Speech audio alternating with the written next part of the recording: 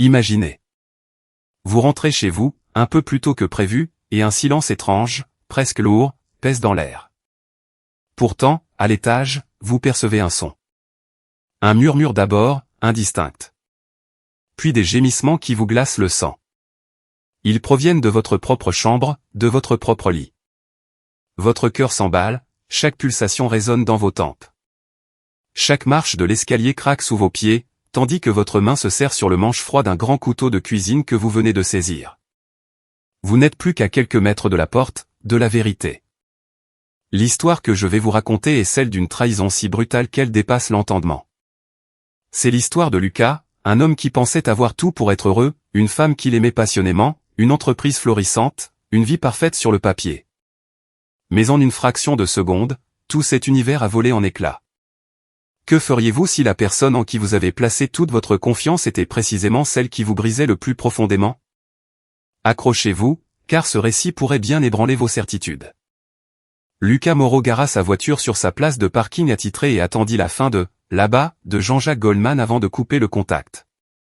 En sortant, il leva les yeux vers l'enseigne au néon qui dominait l'entrée du bâtiment et ressentit une pointe de fierté en lisant « Moreau Industries ». Le gardien de sécurité à l'accueil le salua tandis que Lucas se dirigeait vers son bureau d'angle, au dernier étage.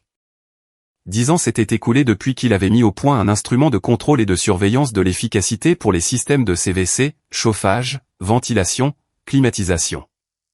Cet appareil détenait aujourd'hui 80% du marché. Bien sûr, ils avaient développé de nombreux autres systèmes de mesure et de contrôle depuis, mais celui-ci restait la poule aux œufs d'or, lui assurant, ainsi qu'à ses employés, un excellent niveau de vie. 5 ans plus tôt, il avait instauré un système de participation aux bénéfices qui l'avait aidé à motiver et à fidéliser des employés exceptionnels. Grâce aux profits générés par leurs divers brevets, chaque salarié bénéficiait d'un plan d'épargne retraite, PER, abondé à 100% par l'entreprise jusqu'à 6% du salaire, ainsi que d'une prime de participation de 15% en fin d'année. Les années exceptionnelles, il pouvait même recevoir un bonus net d'impôt de 10%. Son directeur financier lui avait confirmé que l'entreprise était désormais valorisée à 20 millions d'euros. Pas un mois ne passait sans qu'un cabinet ou un fonds d'investissement ne cherche à discuter d'un rachat.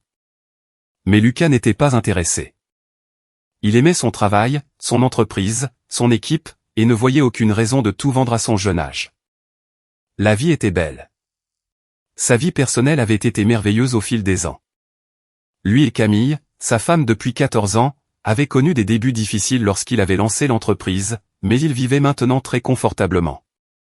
Camille travaillait à temps partiel comme consultante en marketing, souvent depuis la maison. C'était une grande femme d'1,75 m, avec une chevelure rousse flamboyante et un corps incroyable. Ses amis se plaignaient souvent de sa poitrine et de sa silhouette parfaite, sans parler de ses jambes qui semblaient interminables. Leur vie intime avait toujours été excellente, bien que Lucas ait remarqué une nette baisse ces 6 derniers mois. Ils étaient passés de 3 ou 4 fois par semaine à une seule fois. Camille semblait aussi plus attachée à son téléphone, envoyant des SMS à Dieu sait qui. Une fois, en le prenant pour vérifier les résultats sportifs, il avait remarqué qu'il était désormais protégé par un mot de passe, une chose qu'aucun des deux n'avait jamais faite auparavant. Il lui avait parlé de cette distance, de son attitude plus réservée, plus silencieuse dans leurs échanges. Elle avait balayé ses inquiétudes en disant qu'il se faisait des idées, qu'elle sentait simplement le poids des années, qu'elle était plus fatiguée. Elle l'avait assuré qu'elle l'aimait plus qu'il ne pourrait jamais l'imaginer. Ils avaient aussi parlé de fonder une famille. Au début, elle était réticente. Mais il lui avait dit à quel point c'était important pour lui, et elle avait fini par céder. 5 mois plus tôt, elle avait accepté d'arrêter la pilule dans les 6 mois à venir pour qu'il puisse essayer. Elle n'était pas aussi enthousiaste que lui, mais il pensait qu'elle se faisait peu à peu à l'idée. Alors que Lucas était plongé dans ses pensées, son ami et directeur des ventes, Julien Dubois, entra dans son bureau, l'air penaud. Julien était un ami d'université, ils avaient joué au foot et au hockey ensemble au lycée. Ce n'était pas son meilleur ami, mais Lucas le considérait comme un proche. Aujourd'hui, leur relation était un mélange d'amitié et de hiérarchie. Lucas était le patron, et bien qu'il traite ses employés comme des partenaires, sa décision finale était toujours celle qui prévalait. Julien passa la tête par la porte. « Patron. Je ne me sens vraiment pas bien aujourd'hui. On dirait que j'ai la grippe. Si ça ne te dérange pas, je vais rentrer dormir. Je reviendrai plus tard ou demain. J'ai fini la proposition pour les systèmes de CVC du nouveau centre de congrès et je l'ai envoyé, donc mon planning est libre pour les prochains jours. On se voit demain. D'accord, Julien. Repose-toi bien et j'espère que tu iras mieux. Sur ce, Lucas entama sa tournée de management, traversant les bureaux des ventes et du marketing, le service des ressources humaines, puis la distribution et la production, où il aimait passer du temps à discuter et à recueillir les idées du personnel de l'usine. C'était un rituel qu'il accomplissait tous les 2 ou 3 jours et qui lui prenait généralement 1 heure ou plus. Mais il était temps de retourner à son bureau pour un peu de travail stratégique. Lucas décida de travailler sur une nouvelle ligne de produits à laquelle il réfléchissait. Il ouvrit son ordinateur pour accéder aux fichiers. Il remarqua qu'il avait l'ancienne version. Il se souvint alors avoir travaillé dessus pendant le week-end et avoir sauvegardé les fichiers sur son ordinateur personnel au lieu de se connecter via le VPN pour les charger sur le serveur de l'entreprise. Il se dit qu'il pourrait guider Camille par téléphone pour qu'elle lui envoie le fichier par email, ce qui lui éviterait de faire le trajet. Il appela sur la ligne fixe de la maison, mais tomba sur le répondeur. Il essaya le portable de Camille, mais il était éteint, ce qu'il trouva étrange pour un jour de travail. Bon, eh bien, pensa-t-il, je suppose que je vais faire les 20 minutes de route. Lucas profitait du beau temps et de la bonne musique sur France Inter quand il tourna dans sa rue. Il remarqua une voiture garée dans son allée qui lui semblait familière. Il ne lui fallut pas longtemps pour reconnaître l'Audi de son ami Julien. Lucas se gara dans la rue, remonta l'allée et ouvrit doucement la porte d'entrée. Le rez-de-chaussée était silencieux, aucune lumière ni radio allumée. Camille n'était pas à son bureau dans le petit salon. Il alla dans la cuisine, puis entendit des gémissements et des voix venant de la chambre principale. Dans sa tête et dans son cœur, il ne pouvait pas croire ce que son instinct savait déjà, quelqu'un était avec sa femme, dans son lit. Il attrapa le grand couteau de boucher de 30 cm sur le support mural et monta lentement les escaliers. Il se posta dans le couloir, caché par l'embrasure de la porte, de sorte qu'il ne pouvait pas le voir, mais il pouvait entendre tout ce qu'il disait. Il se câlinait et parlait. Il entendit Camille dire. « Julien, on ne pourra faire ça que quelques fois de plus. Je crois que Lucas commence à se méfier de ma froideur, de mes textos constants. Et je n'ai pas couché avec lui plus d'1 fois par semaine parce que je me sens tellement coupable. C'est si horrible d'être avec toi et puis avec lui le lendemain. J'ai adoré notre petite aventure ces 4 derniers mois. C'était mon plaisir égoïste, cette relation interdite, avant de m'engager à arrêter la pilule pour fonder une famille. Alors maintenant, je veux que tu me prennes comme jamais, parce qu'il n'y aura plus que cette fois et le séminaire à Lyon, et après, ce sera terminé. » Lucas se souvint que Camille lui avait dit qu'elle allait à un séminaire de marketing à Lyon dans 2 semaines. Il réalisa rapidement que cela coïncidait avec un séminaire de vente auquel Julien devait assister, à Lyon, le même week-end. Lucas était anéanti.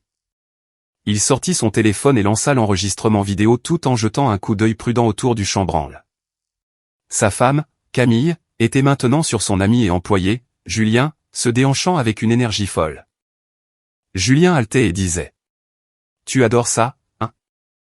Quand je suis avec toi dans votre lit conjugal? Tu n'en as jamais assez de moi, personne ne peut te satisfaire comme moi. Dis-le, bordel. » C'est à ce moment-là que Lucas entra dans la pièce, filmant toujours avec le téléphone dans une main et le couteau dans l'autre. Il attrapa Camille par les cheveux, la souleva de sur Julien, la fit pivoter et la jeta sur le lit à côté de lui. Au début, elle hurla, jusqu'à ce qu'elle réalise que c'était Lucas. Ses yeux s'écarquillèrent, sa bouche s'ouvrit en grand et elle cria. « Non, non, non.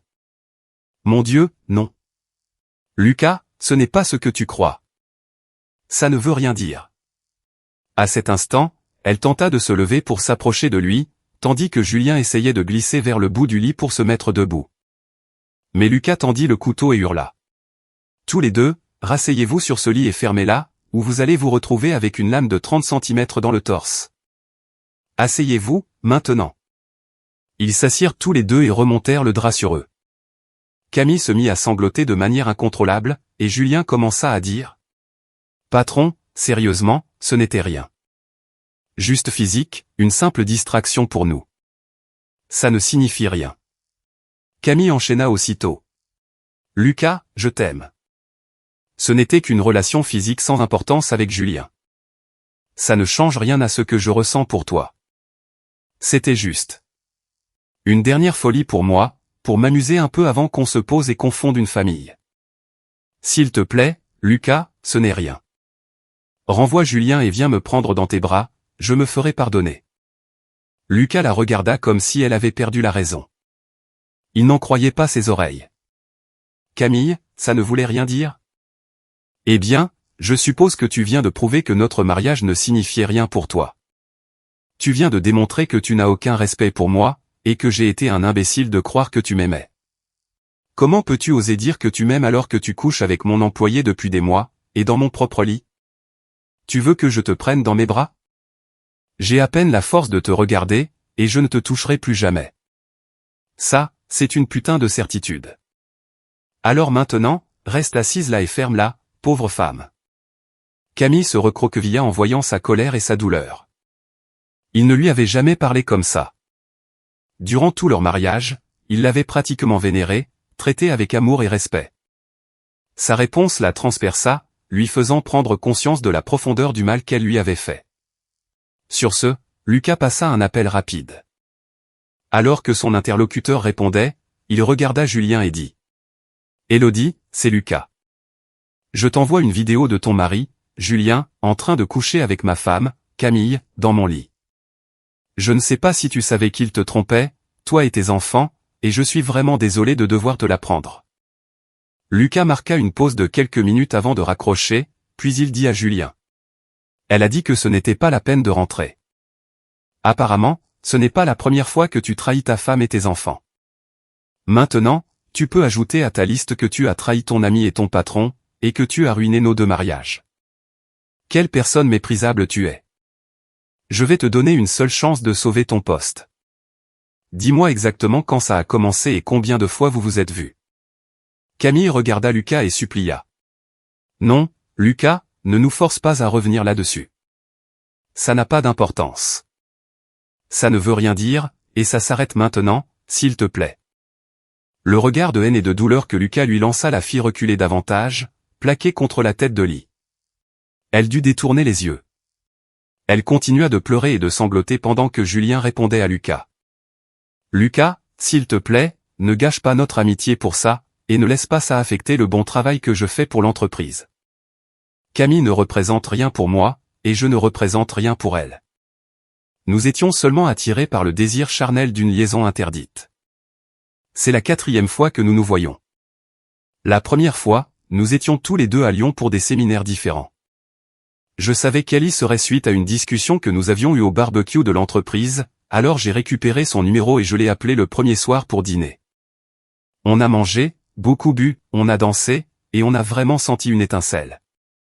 Cette nuit-là et la suivante, nous sommes montés dans ma chambre d'hôtel. Il continua, la voix tremblante.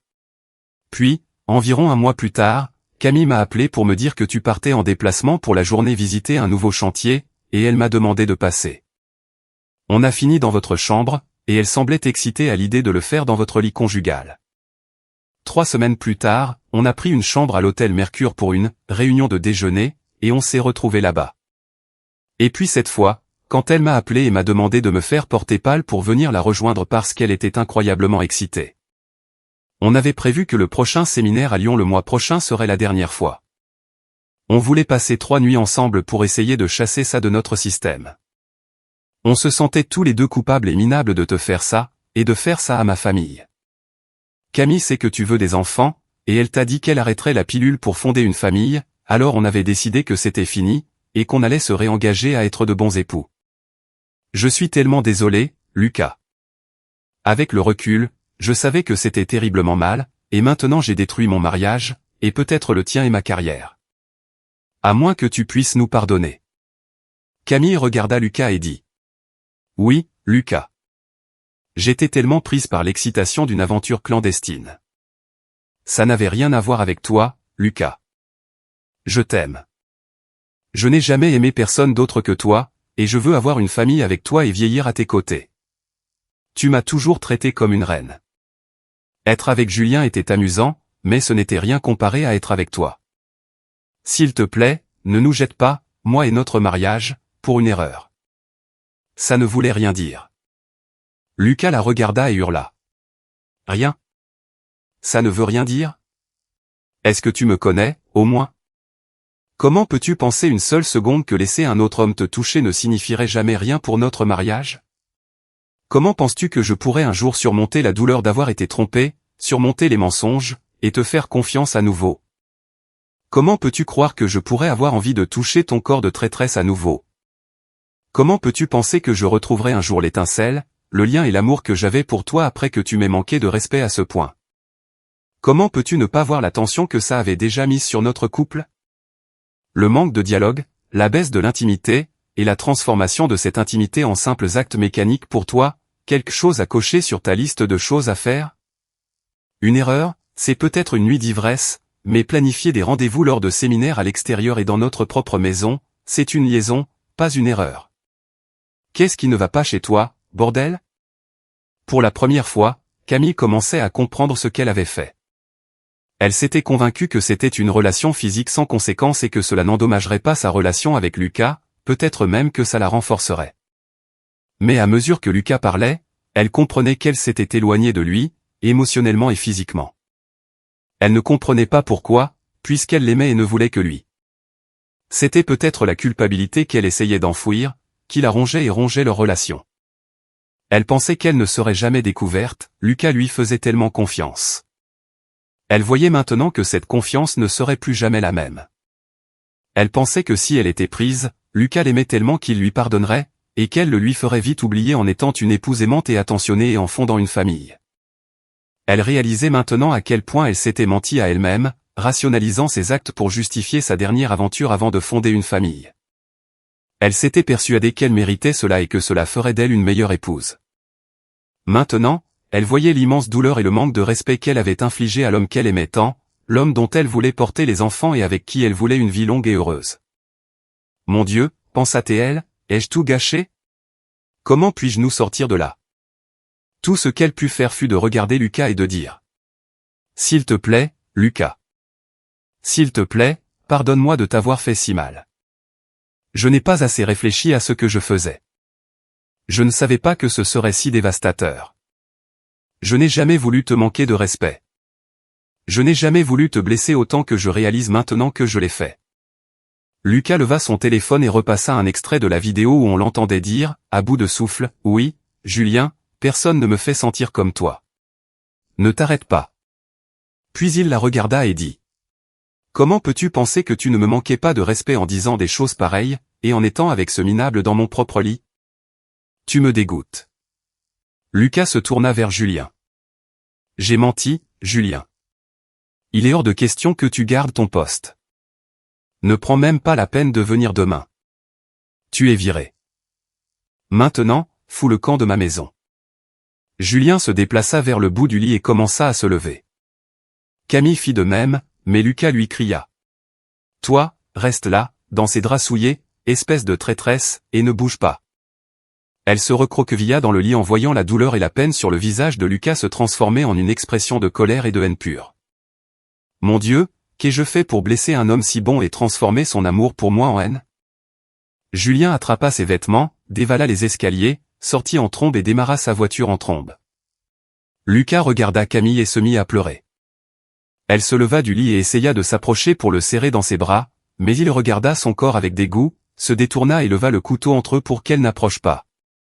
Elle baissa les yeux sur elle-même, vit les preuves de leur intimité et se vit de la même manière que Lucas, comme une personne immonde, infidèle et menteuse qui avait trahi tout ce qui était sacré dans leur relation. Elle s'effondra en larmes et courut dans la salle de bain, ferma la porte à clé, alluma la douche et se laissa glisser sur le sol. Elle espérait que si elle laissait un peu d'espace à Lucas, il se calmerait et il pourrait en parler. C'était son seul espoir. Elle pleura et se lava pendant 30 minutes. Une fois propre, séchée et vêtue de son peignoir, elle ouvrit doucement la porte de la salle de bain, redoutant une autre crise de hurlements de la part de Lucas, tout en sachant qu'elle méritait chaque mot. Mais la chambre était silencieuse. Elle jeta un coup d'œil dans le couloir, la maison semblait calme. Elle cria. « Lucas, je vais te préparer la chambre d'amis et je resterai loin de toi aussi longtemps que tu le voudras, jusqu'à ce que tu sois assez calme pour me laisser te parler, t'expliquer mes actes et te supplier de me pardonner. » Elle n'entendit aucune réponse. Elle se retourna vers la chambre principale et vit que les tiroirs de la commode de Lucas étaient ouverts et vides. La plupart des vêtements de son placard avaient disparu. Les 2 grandes valises qui étaient dans l'armoire n'étaient plus là. Puis elle se retourna et vit le grand couteau de boucher, planté jusqu'à la garde à travers son oreiller, profondément enfoncé dans le matelas. Elle réalisa que Lucas était parti. Elle ne pouvait qu'espérer qu'il soit en sécurité, qu'il ne se fasse pas de mal et qu'il réponde à ses appels quand il se serait calmé, dans un jour ou 2. Elle entra dans la chambre d'Amy, se jeta sur le lit, se recroquevilla en position fétale et s'endormit en pleurant. Lucas se rendit à son bureau et passa une nuit très agitée sur le canapé de la salle de conférence attenante. Il informa les RH et la sécurité du licenciement de Julien. Plus tard dans la matinée, Julien se présenta sur le site, supposant que Lucas s'était calmé et ne l'avait viré que sous le coup de la colère. Mais Julien fut surpris lorsque la sécurité lui prit son badge, le raccompagna jusqu'à sa voiture et lui dit que s'il revenait sur les lieux, la police serait appelée. Lucas passa quelques heures isolé à son bureau, réfléchissant à la suite des événements. Il se connaissait si bien que, même compte tenu de la profondeur de son amour pour Camille, il savait que leur mariage était terminé. Il ne pourrait plus jamais ressentir la même étincelle de joie pour elle, ni la même confiance. Il ne pourrait plus jamais partager son cœur et son âme avec elle. Et cela signifiait que leur mariage serait un fiasco, incapable de se rapprocher de ce qu'ils avaient autrefois. Appelez ça de la fierté, de la douleur, de la colère ou de la jalousie, peu importe l'étiquette. Il avait été tellement bafoué qu'il savait qu'elle ne pouvait pas vraiment avoir l'amour et la connexion qu'il méritait et désirait chez une partenaire de vie. Aller de l'avant avec un projet d'enfant et de famille serait une folie. C'était fini. Lucas convoqua son directeur financier, et ils passèrent 4 heures en discussion très détaillée sur la valeur de l'entreprise et sur ce que Lucas avait décidé de faire. Son bras droit financier fut stupéfait en apprenant l'histoire entre Julien et la femme de Lucas, Camille. Il le supplia de ne rien faire d'irréfléchi, de laisser sa colère et sa douleur s'apaiser pendant quelques semaines, puis de décider de ce qu'il voulait faire. Mais la décision de Lucas était prise. Camille se réveilla ce matin-là, et la douleur et la peine qu'elle avait vue sur le visage de Lucas s'abattirent rapidement sur elle alors qu'elle reprenait pleinement conscience. Mon Dieu, comment ai-je pu être si stupide? Une relation physique médiocre avec quelqu'un que j'aime à peine, et encore moins que j'aime, a peut-être détruit mon mariage avec le seul homme que j'ai vraiment aimé. Qu'est-ce qui ne va pas chez moi? Elle était déterminée à réparer cela, à récupérer Lucas, à les ramener tous les deux à ce qu'ils étaient avant qu'elle ne soit assez stupide pour avoir une liaison. Elle était sûre que Lucas l'aimait tellement qu'il ne la quitterait jamais. Même si elle lui avait promis de lui laisser du temps pour se ressaisir avant de le contacter, elle ne put s'empêcher d'appeler son portable. Elle tomba immédiatement sur la messagerie vocale et lui laissa un message. Lucas, je suis tellement désolé. Je t'aime si fort, et je sais que je t'ai fait du mal, et j'ai tellement honte. Mais Lucas, tu m'aimes et je t'aime, et on peut surmonter ça. Je ferai tout ce que tu veux pour que ça disparaisse. Je te promets que je serai la meilleure épouse et la meilleure mère que tu puisses espérer. S'il te plaît, viens me voir ou appelle-moi. J'ai besoin de toi. S'il te plaît, parle-moi, Lucas. Il n'y eut aucune réponse de Lucas ce jour-là, ni le lendemain. Le 3e jour, elle appela son bureau et tomba sur son assistante de direction, Sophie. Sophie était très proche de Lucas, elle l'idolâtrait en fait, et Lucas lui avait confié ce qui s'était passé entre Julien et Camille. Sophie prit l'appel de Camille et lui dit sans détour que Lucas était occupé, qu'il lui avait demandé de ne lui passer aucun appel personnel, et qu'il apprécierait qu'on le laisse tranquille jusqu'à ce qu'il soit prêt. Camille supposa qu'elle voulait dire « prêt à parler », mais elle ne l'avait pas vraiment dit. Pour l'instant, Camille savait que Lucas avait besoin de temps et qu'il en avait demandé. Camille reçut un appel de Julien et sut alors que Lucas avait bel et bien procédé à son licenciement. Elle apprit également que la femme de Julien l'avait mis à la porte et qu'il était retourné vivre chez ses parents. Il laissa entendre qu'il aimerait passer parler à Camille pour convaincre Lucas de leur pardonner, mais elle lui dit de la laisser tranquille et qu'elle ne voulait plus jamais lui parler. Elle rejetait une grande partie de la faute sur lui, même si, inconsciemment, elle savait qu'elle se mentait à elle-même et qu'elle était tout aussi coupable, sinon plus, que Julien. Elle n'arrivait toujours pas à comprendre pourquoi elle avait vraiment fait ça et à quel point elle avait pu être stupide pour mettre en péril tout ce qu'elle avait avec Lucas. Camille laissa une semaine à Lucas, puis n'en pouvant plus, elle appela son portable. L'appel bascula immédiatement vers un message enregistré disant que le numéro n'était plus en service. Elle appela son bureau et on lui dit que Lucas ne serait pas disponible et qu'elle devait arrêter d'appeler. C'en était trop pour elle. Elle devait passer à l'offensive. Elle avait voulu garder sa liaison privée, espérant et supposant que Lucas ne voudrait pas que leur famille et leurs amis sachent qu'elle l'avait trompé. Mais maintenant, elle se mit à appeler tous ses amis pour leur demander s'ils savaient où il logeait et ce qu'ils pensaient. Tous lui dirent simplement qu'ils n'avaient rien à lui dire et que Lucas leur avait précisé que c'était une affaire privée entre lui et elle. La façon dont il la traitait, avec si peu de respect et d'empathie, lui fit comprendre que Lucas leur avait probablement parlé de sa liaison, ce qui ajouta à sa honte et à sa tristesse. Camille appela finalement les parents de Lucas pour voir s'il logeait peut-être chez eux, mais quand ils décrochèrent et qu'elle se présenta en disant « Bonjour », ils lui raccrochèrent au nez. Elle rappela, et ils laissèrent l'appel aller sur la messagerie vocale. Elle monta dans sa voiture et se rendit à l'entreprise de Lucas. Elle persuada la sécurité de la laisser entrer dans le hall d'accueil. Ils appelèrent l'assistante de direction de Lucas, Sophie, qui s'approcha de Camille et lui demanda sèchement ce qu'elle voulait. Camille était au bord des larmes et dit « Je veux que mon mari descende ici et me parle, tout de suite. Il doit respecter sa femme assez pour lui parler et assez pour me laisser m'expliquer. » Sophie la regarda simplement et dit « Il doit respecter sa femme, tout comme elle l'a respecté dans leur mariage ? Peut-être que vous devriez réfléchir un peu plus à ce que vous avez fait. Quoi qu'il en soit, Lucas ne travaille plus ici. Il a vendu l'entreprise et a quitté la région. Il a été très clair sur le fait de ne vous transmettre aucune information sur sa situation actuelle, son bien-être ou l'endroit où il se trouve. Maintenant, s'il vous plaît, partez, ou je demanderai à la sécurité de vous escorter hors des locaux. » Camille rentra chez elle en toute confusion. Vendu l'entreprise. Il ne ferait jamais ça. Quitter la région? Pourquoi ne voulait-il pas lui parler? Elle se mit sur sa messagerie et essaya de lui écrire une longue lettre d'excuses, mais lorsqu'elle l'envoya à ses adresses e-mail personnelles et professionnelles, le message lui revint avec la mention « adresse invalide ». Elle essaya de nouveau ses parents, mais ils avaient bloqué son numéro. Elle remonta dans la chambre d'amis et s'effondra sur le lit. Pendant les 4 semaines suivantes, Camille vécut comme un zombie. Elle n'avait aucune nouvelle de Lucas, aucun mot sur où il était ou comment il gérait leur mariage. Dans sa frustration, elle engagea une agence de détectives privés. Ils finirent par lui envoyer un rapport avec des informations limitées. Ils lui dirent que Lucas avait vendu son entreprise et que, bien que le prix exact ne soit pas public, il était estimé à plus de 20 millions d'euros.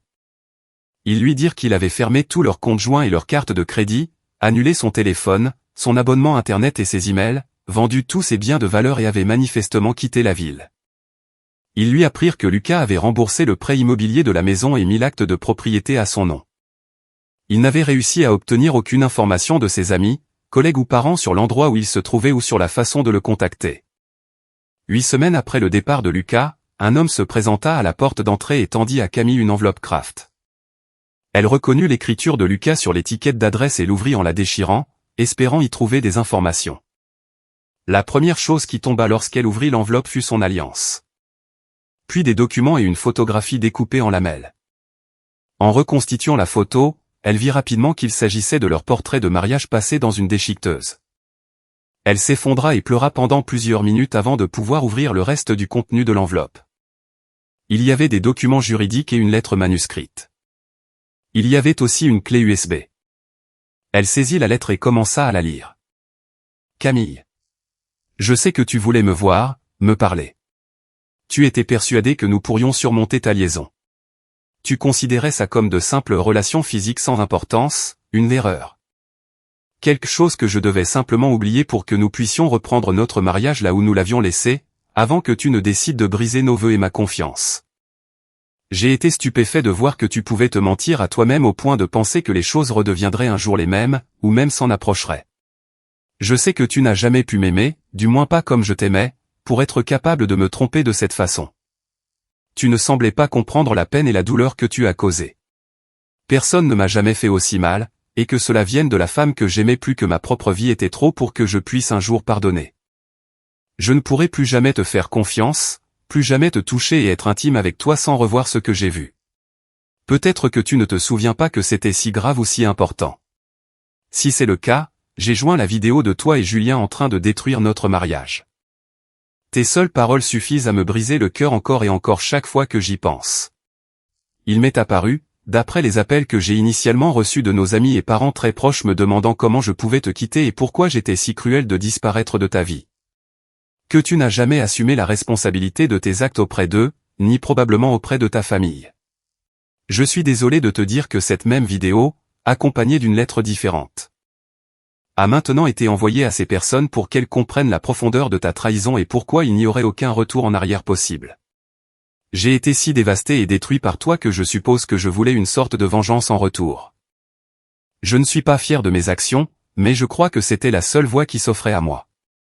J'ai décidé qu'à partir de ce jour, tu n'entendras plus jamais parler de moi. Tu ne me reverras plus jamais, et je ne retournerai jamais dans notre maison, notre ville, peut-être même notre région. Je suppose que je ne comprendrai jamais pourquoi tu as fait ça, si c'était quelque chose qui manquait en moi qui t'a poussé à cela, ou si c'était quelque chose qui manquait en toi. J'espère que tu le découvriras avant d'avoir une autre relation sérieuse, et j'espère que tu te souviendras de ma douleur avant d'envisager de tromper qui que ce soit à nouveau. J'espère qu'un jour, dans un avenir proche, je pourrai surmonter la douleur, l'humiliation et le manque de respect que tu m'as infligé, pour me souvenir des premiers temps de notre relation qui étaient remplis d'amour.